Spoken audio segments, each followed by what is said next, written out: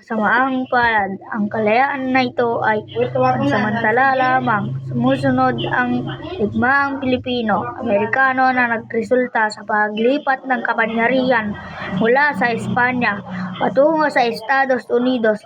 Sa kabila nito, ang araw ng Hunyo 12 ay nanatiling isang mahalagang simbolo na pagnanais ng mga Pilipino para sa kalayaan at soberanya. Isang araw ang ipinagdiriwang taon-taon bilang paggunita sa mga sakripisyo at tagumpay ng mga bayani bansa. Ang ganap na kalayaan nakamit lamang noong Hulyo 4, 1946.